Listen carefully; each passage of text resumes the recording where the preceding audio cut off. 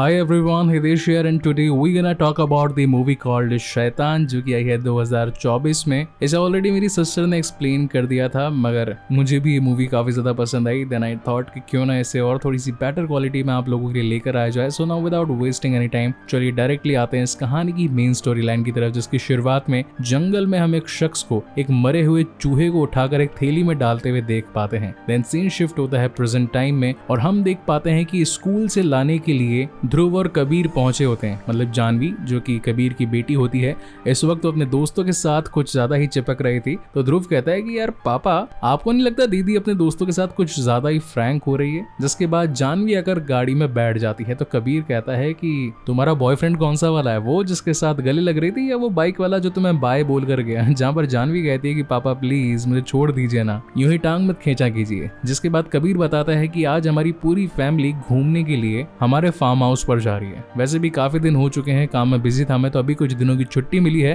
तो क्यों ना फैमिली टाइम हो जाए। जिसके बाद वो घर पहुंच जाता है। अब यहाँ पर हम उसकी वाइफ ज्योति को देख पाते हैं। जानवी अपनी मॉम ज्योति से कहती है कि मॉम, थोड़े दिनों के बाद में हम सभी दोस्त एक गोवा ट्रिप प्लान कर रहे हैं, तो क्या मैं अपने दोस्तों के साथ जा सकती हूँ? जहाँ पर ज्योति कहती है कि ये तो तुम्हारे पापा ही जाने, तुम दोनों आपस में बातचीत कर लो। पापा उसे जाने से मना कर देते हैं। जानवी काफी रिक्वेस्ट करती है तो कबीर एक बात पर मान जाता है और कहता है कि ठीक है, मैं तुम्हें जाने तो दूंगा मगर तुम्हें 24 घंटे अपना फोन ऑन रखना पड़ेगा और लाइव लोकेशंस भेजते रहना होगा जब भी कहीं पर जा रही हो तब। इसी के साथ हम ध्रुव को भी देखते हैं जो कि मेरी तरह एक यूट्यूबर होता है और अपनी वॉइस को रिकॉर्ड करके कुछ ना कुछ तिकड़मबाजी कर रहा होता है। ये सारी चीजें बैठकर कबीर देख रहा था। जिसके बाद ये लोग अपना फैमिली टाइम स्पेंड करने के लिए निकल पड़ते हैं गाड़ी में। ये लोग अमीर भी होते हैं काफी अच्छे खासे, इनके पास मर्सिडीज गाड़ी भी होती है और ये लोग निकल पड़ते हैं अपने फार्म हाउस के लिए। रास्ते में थोड़ा बहुत ब्रेक लेने के लिए ये लोग एक ढाबे पर रुकते हैं जहाँ पर हमें इस कहानी के one of the lead character Vanraj दिखाई पड़ते हैं। वो इस वक्त फोन पर बात कर रहा था और अपनी बेटी से कह रहा था कि हाँ मुझे एसिडिटी नहीं होगी, मैं टाइम पर चाय पी लूंगा, दवाई भी ले लूंगा। उसकी बातें अजय देवगन यानी कि कबीर सुन रहा था। जिसके बाद वो अपनी फैमिली के साथ बैठ जाता है और चाय ऑर्डर करता है मगर इस वक्त उसके पास में 1000 का खुला नहीं था।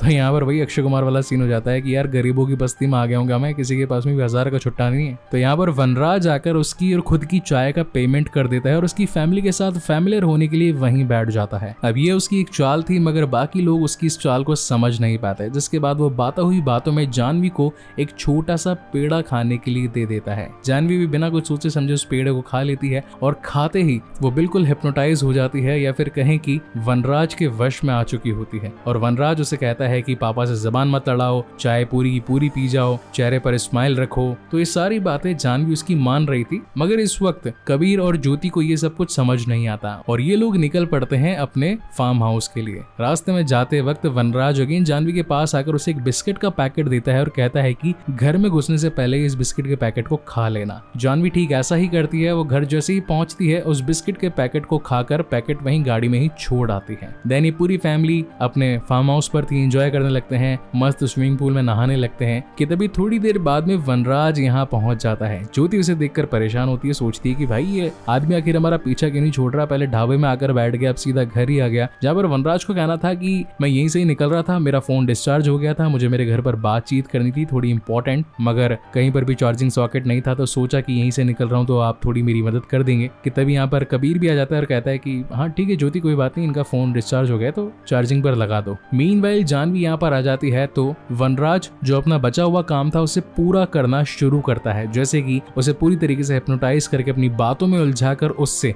सारे वो शब्द कहलवा देना जो कि उसके लिए ज्यादा बेनिफिशियल थे। जैसे कि जानवी ये कहो, ये घर अब मेरा नहीं है, मेरे माता पिता ने मुझे दान कर दिया है हमेशा हमेशा के लिए वनराज को, और अब वनराज जी जो भी कहेंगे मैं उनकी बातें मानूंगी। मगर जैसे ही फाइनल स्टेटमेंट वो बोलने वाली होती है कि तभी ध्रुव वहां पर पहुंच जाता है और उससे खेलने की डिमांड करता है। कहता है कि दीदी मैं बहुत ज्यादा बोर हो रहा हूँ, चलो ना मेरे साथ खेलो ना। वनराज इस बात से बहुत ज्यादा गुस्से में आ जाता है और वो जानवी को ऑर्डर देता है कि ध्रुव के साथ इतना खेलो कि वो नेक्स्ट टाइम तुम्हें खेलने की डिमांड ना करे। तो यहाँ पर जानवी भी उसकी बातें मानकर ध्रुव के साथ इतना जोर जोर से झूले पर झूलती है कि ध्रुव की पैंट गीली हो जाती है। ज्योति और कबीर आकर उसे रुकवाते हैं और ध्रुव को एक कमरे में सुला देते हैं। हालांकि इस वक्त बारिश आ चुकी होती है और इसी वजह से वनराज को वहां पर कुछ देर और रुकना पड़ता है। अब धीरे धीरे करके वनराज यहाँ पर अपने रंग ढंग दिखाने शुरू करता है। वो जानवी को जो जो कहने लगता है जानवी उसकी बातें मानकर सारे के सारे वो काम करने लगती है। इस पर कबीर को गुस्सा आ जाता है और वो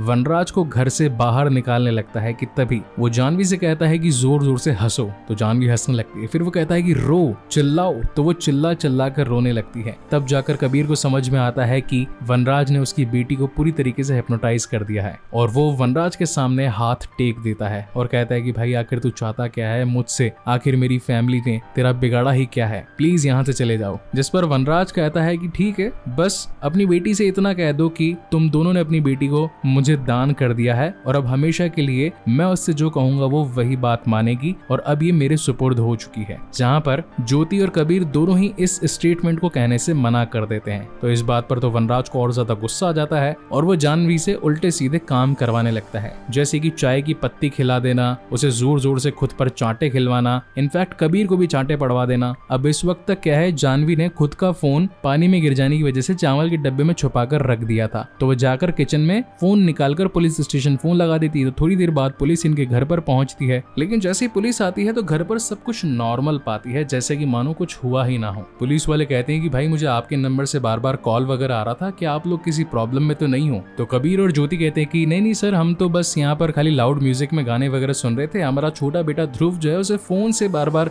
खेलने की आदत है, तो शायद गलती से उससे लग गया हो, तो यहाँ पर कोई दिक्कत नहीं है पुलिस ऑफिसर, आप चाहें तो जा सकते हैं। अब यहाँ पर ये दोनों ही माँ बाप पुलिस वालों के सामने इसलिए इतना फॉर्मल बिहेव कर रहे थे क्योंकि वनराज ने जानवी को जलती गैस पर माचिस के साथ में बिठा दिया था और ये कहा था कि अगर कोई भी अंदर आए तो माचिस को जलाकर आग लगा देना ताकि बुम्भाट बोल जाए और सब लोग मारे जाए। खैर अब पुलिस जो कि सारी सिचुएशन को नॉर्मल समझते हुए वहां से चली जाती है, जहां पर कबीर उसके हाथ जोड़ने लगता है कि भाई माफ कर दे, आखिर तू जो बोलेगा, जो मांगेगा, जो चाहेगा मैं सब कुछ तुझे ला कर दे दूंगा, प्लीज बस मेरी बेटी को वापस मेरे पास ला दे। तो वनराज कहता है कि ठीक है, घर में जितना भी पैसा है, जितना भी गोल्ड वगैरह है, जो भी फोन वगैरह है, कुछ ज्वेलरी कुछ भी है, वो सब कुछ लाकर मुझे दे दो। अब उससे क्या थोड़ा टाइम चाहिए था। अब कबीर निकल पड़ता है अपने घर की हर अलमारी खोलकर जितना पैसा, जितना ज्वेलरी निकाल सके सब कुछ निकालने के लिए, और लाकर थोड़े टाइम बाद सब कुछ ला करके दे देता है वनराज को। मगर वनराज उसकी बेटी को उसके हवाले ना करके उस सारे रुपए, पैसे, ज्वेलरी को जलाकर खाक कर देता है और कहता है कि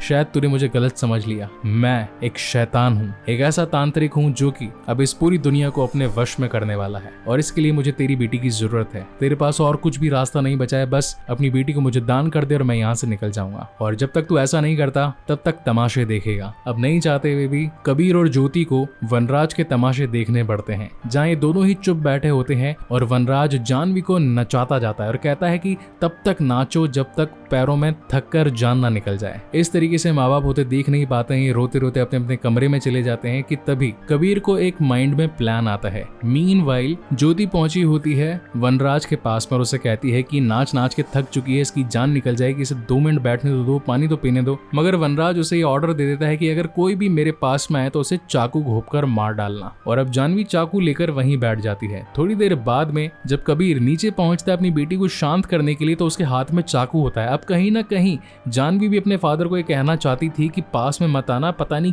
क्यों मैं चाकू वाकू मार दूंगी आपको, लेकिन वो कुछ कर भी नहीं पाती और इतनी ज्यादा डर चुकी होती कि वहीं उसका टॉयलेट निकल जाता है। ये बात आकर कबीर जब ज्योति को बताता है तो ज्योति को बहुत ज्यादा गुस्सा आ जाता है और वो नीचे आकर वनराज से कहने लगती है कि आखिर तुम इतने कितने ज्यादा निर्दयी हो, बच्ची ने पैंट में सूसू कर दिया, कम से कम उसे चेंज करवाने के लिए तो मुझे लेकर जाने दो। मगर वनराज इतना ज्यादा कमीना था कि वो कहता है कि जानवी यही पैंट उतार दो। अब यही कहीं जानवी पैंट ना उतार देती तो वो जानवी को रोकती है और अब तो उसे बहुत ज्यादा गुस्सा आ चुका होता है और वो वनराज के ऊपर भिड़ पड़ती है, मतलब उसके बाल बाल नोचती है, चांटे वांटे ठोक देती है और इसी के साथ उसे दीवार में भेड़ देती है। इसी वक्त पर कबीर भी इस पर टूट पड़ता है और उसे मारने की कोशिश करता है और उसे बोलता है कि आखिर तुम चाहते क्या हो, कि क्या मेरी बेटी तुम्हारे साथ चली जाए, हमेशा तुम्हारे साथ में खुश रहे, मैं अपनी बेटी का दान कर दूं। अब यहाँ पर कुछ एक ऐसे डायलॉग्स होते हैं जो कि वनराज बोल पड़ता है। वो क्या बोल पड़ता है वो मैं आपको कहानी के एंड में बताऊंगा। और अब जैसा कि उसने जानवी को आदेश दिया हुआ था कि अगर मेरे पास में कोई भी आए तो चाकू ठोक देना, तो वो चाकू लेकर इन दोनों के पीछे पड़ जाती है। तो ये लोग माफी मांगते हैं, लेकिन वनराज को गुस्सा आ चुका था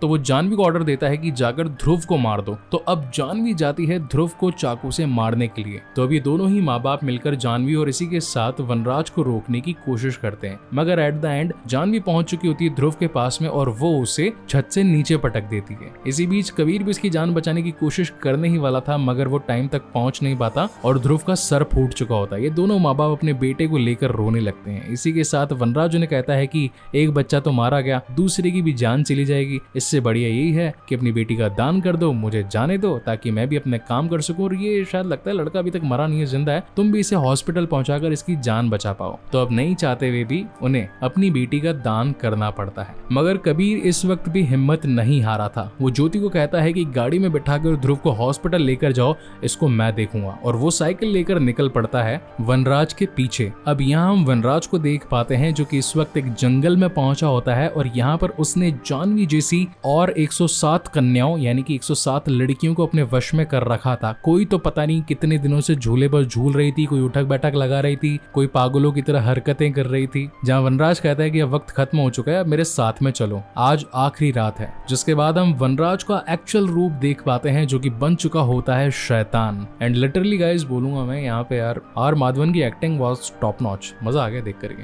हालांकि कहानी में थोड़े से लूप होल्स भी हैं, जैसे कि वनराज को ये सारी दीर्घ अभ्यास वाली बातें पता कैसे चली कि भाई कितनी बलि देनी है, कैसे बलि देनी है और बलि देने से पहले किसी को वश में कैसे करना है। तो इसके ऊपर भी एक पार्ट बनना चाहिए था, खैर वो दिखाया नहीं गया, कोई बात नहीं। हम आते हैं डायरेक्टली इस कहानी के मेन पॉइंट पर। अब यहाँ पर वनराज ने 107 काली गुड़िया और एक लाल गुड़िया बनाकर रखी होती है जो 108वीं गुड़िया थी। उसका प्लान ये था कि वो इन सब की बलि इस आहुति में दे देगा, क्योंकि अभी तक उसे अगर किसी को वश में करना होता था तो कोई पेड़ा खिलाना होता था या कोई चीज वगैरह खिलानी होती थी, फिर वेट करना होता था, तब जाकर के कोई भी इसके वश में आता था, इसकी बात मानता था। लेकिन जैसे ही ये इस रिचुअल को यानी कि इस पूरे के पूरे आराधना को अगर ये कंप्लीट कर लेता है तो सिर्फ आंखों से देखेगा और कोई भी इसके वश में हो जाएगा। फिर ये पैसा मांग सकता है किसी से भी, किसी की जान ले सकता है, अपने दुश्मनों को खत्म करवा सकता है, बहुत ज्यादा रिच बन सकता है, एक सुपर पावर बन सकता है। तो यही बेसिकली शैतान यानी कि वनराज का प्लान होता है। और ये एक एक करके अब हर एक उस गुड़िया को आहुति में डालता रहता होता है। और जैसे ही रेड वाली गुड़िया आग में जाएगी तो ये सारी की सारी लड़कियां भी उस आग में जलकर भस्म हो जाएगी। यही इसका मेन पॉइंट था। मगर दूर से ये सारी बातें खड़ा खड़ा कबीर सुन लेता है। और जैसे ही फाइनल गुड़िया की बारी आती है कि तभी कबीर वहां पहुंचकर उससे लड़ने लगता है और एट द एंड उसकी जीभ ही काट देता है। और जैसे ही जीभ जल जाती है तो ये जितनी भी लड़कियां जो कि वनराज के कब्जे में होती है ये भी फ्री हो जाती है। अब होता क्या है कि जो रिकॉर्डिंग ध्रुव पहले किया करता था जिस गैजेट से, तो कबीर ने वही प्लानिंग लगाई थी और वही उस टाइम पे कुछ रिकॉर्डिंग्स कर ली थी वनराज की, जिसमें ये शब्द मौजूद थे कि मैं तुम्हें आजाद करता हूँ, हमेशा के लिए खुश रहो। तो एडिटिंग करके उसने यही कुछ लाइंस उस रिकॉर्डर में प्ले कर दी होती है। तो धीरे धीरे करके जितनी भी लड़कियां जो कि उस आवाज से पागल हो गई थी वनराज की, वही उस रिकॉर्डिंग को सुनकर वापस से ठीक हो जाती है। और अब कबीर को भी उसकी बेटी यानी कि जानवी फिर से मिल चुकी होती है। देन सीन शिफ्ट होता है नेक्स्ट डे, जहां पुलिस ने उन टोटल 107 लड़कियों को उनके घर पहुंचा दिया होता है। कुछ तो घर पे पहुंच चुकी होती है और कुछ के तो घर वाले ही घर छोड़कर निकल चुके होते हैं। तो यानी कि पुलिस ने एक तरीके से अपना काम कर दिया होता है, मगर उनके हाथों से वनराज निकल भागता है, मतलब वो उसे पकड़ नहीं पाते। जहां पर ज्योति भी अब कबीर के पास आती है, कहती है कि क्या तुम्हें वनराज के बारे में कुछ मालूम चला कि आखिर वो कहाँ भागा, कैसे गया, क्या हुआ क्या उसका। तो कबीर कहता है कि होगा कहीं ना कहीं पर, भगवान से भीख मांग रहा होगा। और अब वही सीन हमें दिखाया जाता है जो कि इस कहानी की बिल्कुल स्टार्टिंग में हमें दिखाया गया था कि कोई मरा हुआ चूहा उठाता है। तो बेसिकली ये यहाँ पर सीन शिफ्ट होता है 1 साल के बाद में, और अपना कबीर ही मरे हुए चूहे लाकर उस कटी जीप के वनराज को खिला रहा होता है। और सिर्फ 2 ही चीजें उसे खाने के लिए देता है, एक तो मरे हुए चूहे और एक चाय की पत्ती, क्योंकि यही दोनों चीजें थी जिनसे वनराज ने उसे और उसकी बेटी को परेशान किया था। और जाते जाते कबीर उसे ये भी कहकर जाता है कि क्या पता असली शैतान तू है जो उन सब की जान लेकर खुद को महान भगवान बनाना चाहता था, या फिर क्या पता शायद शैतान मैं हूं जिसने तुझे अभी तक यहाँ पर कैद कर रखा है और तुझे अपने कर्मों की सजा भोगने के लिए छोड़ रखा है। और गेट बंद करके वहां से कबीर निकल जाता है। और इसी के साथ ये बेहतरीन मूवी यहाँ पर खत्म होती है। ये मूवी मैंने OTT पर देखी थी, मुझे बढ़िया लगी, अच्छी लगी। और हाँ, इसको वश यानी कि एक जो गुजराती मूवी थी उसके कॉपीराइट्स लेकर के रिक्रिएट किया गया था। तो मैं कोशिश करूंगा कि उस मूवी को भी आप लोगों के लिए जल्द लेकर आऊं, क्योंकि उसका अच्छा प्रिंट भी मुझे मिल चुका है। सो पहली बार अगर चैनल पर आए हो तो आप लोग जानते ही हैं क्या क्या करना है। 3 चीजें, पहली चीज लाइक, दूसरी चीज कमेंट, तीसरी चीज सब्सक्राइब दिस चैनल। और अगर ज्यादा ही प्यार आ जाए तो डिस्क्रिप्शन में जाकर बाकी 15 चैनल्स को भी सब्सक्राइब कर देना। भगवान तुम्हारा आज रात को भला करेगा। ऐसे ही और वीडियोस देखने के लिए keep watching and stay safe. मिलते हैं अगले वीडियो में।